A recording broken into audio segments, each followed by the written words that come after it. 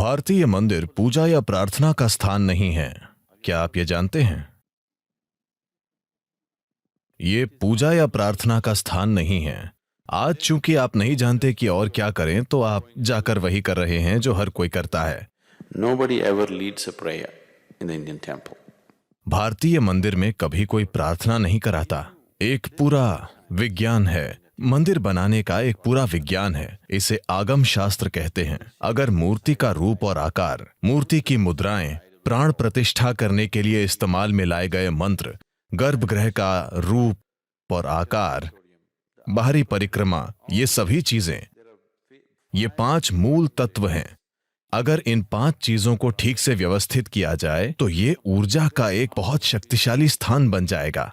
तो इस परंपरा में आपको बताया जाता है कि हर दिन सुबह, इससे पहले कि आप काम या कहीं भी जाएं, आपको सबसे पहले नहाना चाहिए, फिर जाकर कुछ समय मंदिर में बैठना चाहिए और तब दुनिया में चीजें करनी चाहिए। ये एक सार्वजनिक बैटरी चार्जिंग स्थान की तरह है। जब आप दुनिया में कुछ करते हैं तो दुनिया की प्रकृति, भौतिक दुनिया ऐसी है कि दुनिया में आपका हर लेन देन ऐसा होता है, मेरा फायदा आपका नुकसान है, आपका नुकसान मेरा फायदा है। अगर आप एक खास तरह से नहीं हैं तो आपके जीवन के हर लेन देन में टकराव की संभावना होती है। क्या ऐसा नहीं है? हाँ, हर एक शब्द जो आप बोलते हैं, हर छोटी चीज जो आप लेते देते हैं, हर जगह आप किसी के साथ लड़ सकते हैं, क्योंकि हर चीज में ये ऐसा ही है। अगर आपको किसी को कुछ प्राप्त करना है तो किसी को कुछ खोना होगा। यही भौतिक अस्तित्व की प्रकृति है। जब ऐसी बात है तो जब तक आप भीतर एक खास तरह से नहीं हो, जब तक आपने अपने भीतर कुछ कीमती नहीं पाया हो, आप हर मौके पर लड़ेंगे। लोगों को सड़कों पर गाड़ी चलाते हुए देखिए, वे सभी कगार पर होते हैं। छोटी सी बात पर वे एक दूसरे पर झपटने को आमदा हो जाएंगे, है कि नहीं? सड़क आपकी संपत्ति नहीं है। अगर आप बस अपनी लेन से दूसरे की लेन में जाते हैं या वो आपकी लेन में आता है या कुछ होता है, मैंने लोगों को पूरी तरह भड़कते हुए देखा है। और क्या आप ऐसा देखते हैं? अगर आप अपने भीतर एक खास तरह से न हो तो हर लेन देन एक टकराव होता है। तो हर दिन आप मंदिर जाते हैं, अपनी बैटरी चार्ज करते हैं और फिर बाहर जाते हैं ताकि आप दिन को आसानी से गुजार कर वापस आएं।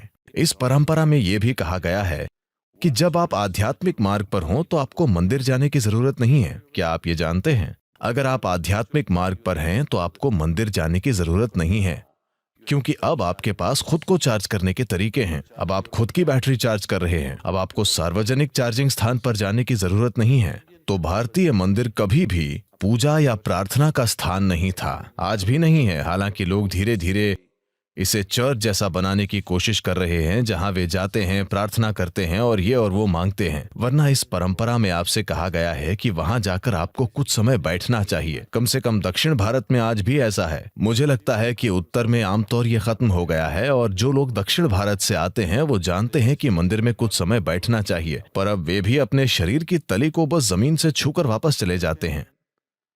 ऐसे जीवंत मंदिर मौजूद हैं जो बहुत ही शक्तिशाली हैं। उन्होंने आपको ध्यान लिंग मंदिर के बारे में कुछ दिया है? इस मंदिर में कोई रीति रिवाज नहीं होता, कोई पूजा नहीं होती, कोई प्रार्थना नहीं होती, कोई चढ़ावा नहीं चढ़ता। यहाँ हमेशा बिल्कुल मौन रहता है। आप आकर वहां बैठिए। जो इंसान ध्यान के बारे में कुछ भी नहीं जानता, वो भी बिना किसी निर्देश के वहां बैठकर ध्यान मग्न हो जाएगा।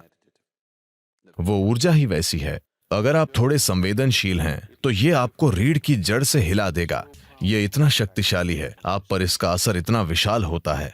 सभी मंदिरों को इसी तरह बनाया गया था, लेकिन विभिन्न उद्देश्यों के लिए। कुछ शारीरिक खुशहाली के लिए, मानसिक खुशहाली के लिए, भौतिक खुशहाली के लिए। इस तरह कई तरह के मंदिर बनाए गए। इसका एक पूरा विज्ञान है।